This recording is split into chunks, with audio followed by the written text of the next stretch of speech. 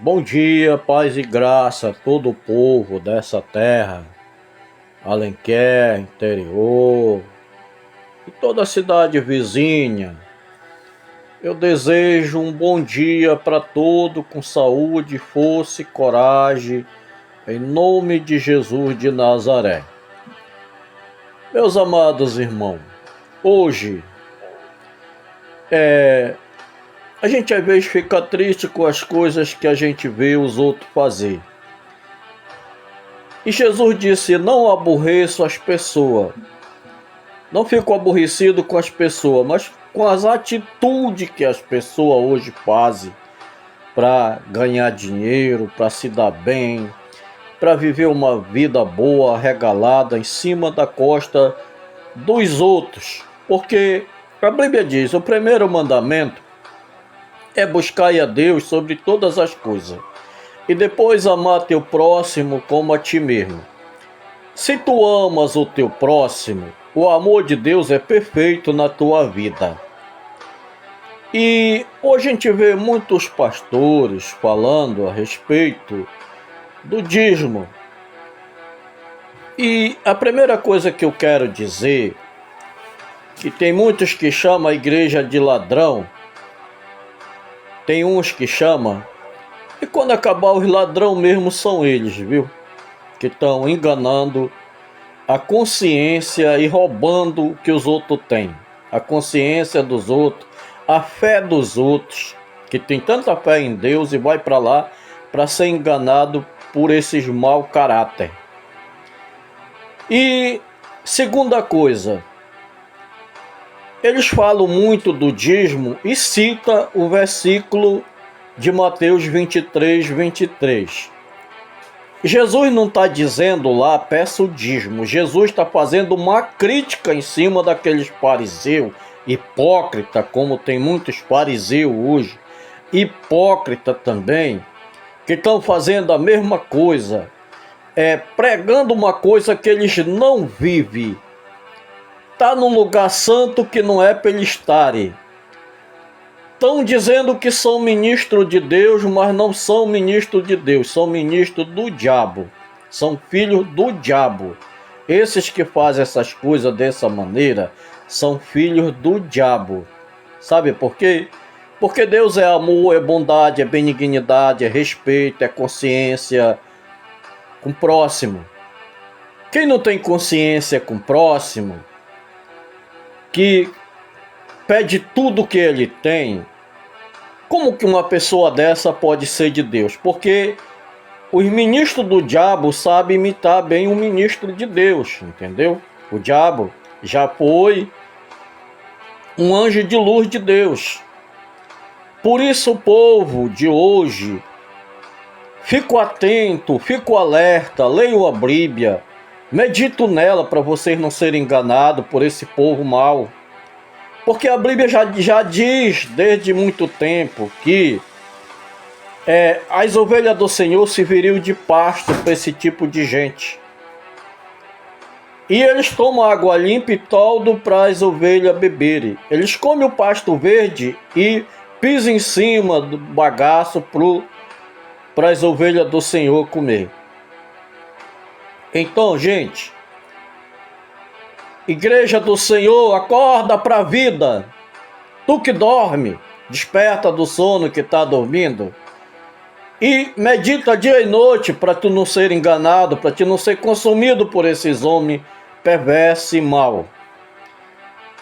Porque Mateus 23, 23, Jesus estava falando uma crítica para aqueles fariseus hipócritas, que só pensavam em dinheiro e tudo era dinheiro. Inclusive a casa do Senhor vivia cheia de venda por causa do dinheiro, da ganância dos homens, dos perversos, dos maus. E hoje não mudou, é do mesmo jeito. Tudo o que acontecia no passado, no velho, hoje estão no novo também. Impregnou desse tipo de gente.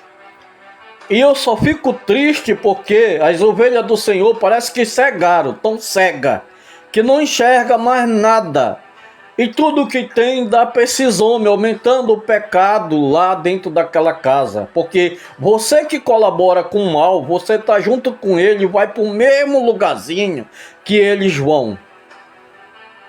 Porque Jesus vem para julgar e quando ele vir, vai ser doído e dolorido para aqueles que sabem fazer o bem, praticar o bem e praticar o mal.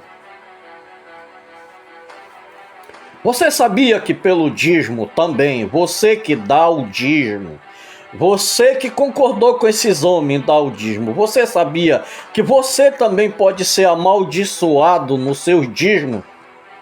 Sabe por quê? Porque o dízimo, se você não der moedinha por moedinha, você também pode ser amaldiçoado por isso. Vir maldição sobre a sua vida, porque você promete que vai dar o dízimo, mas não dá tudo o que deveria dar. Você também pode ser uma pessoa, está dando dízimo e sendo uma pessoa amaldiçoada por isso.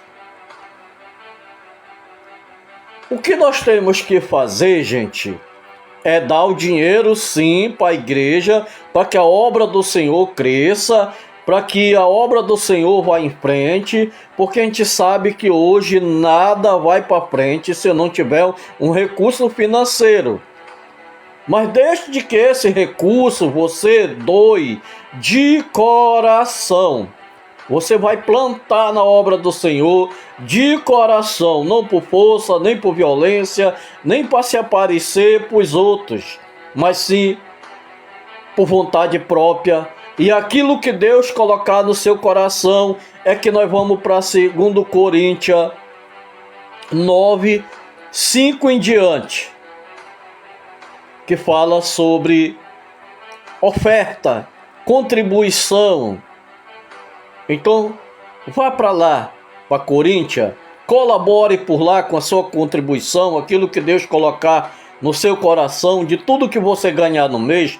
Consulte Deus e o seu coração, e Ele vai dizer o que você vai dar para a obra do Senhor. É uma coisa que você está fazendo certo, porque você não vai se condenar por isso.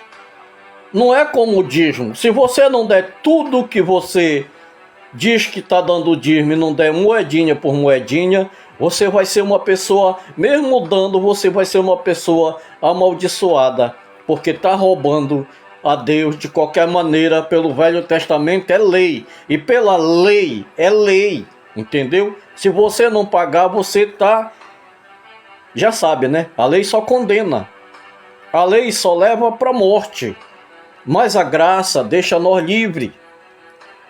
Então vá pela graça, vá pelo Coríntios, 2 Coríntios 9, 5 em diante.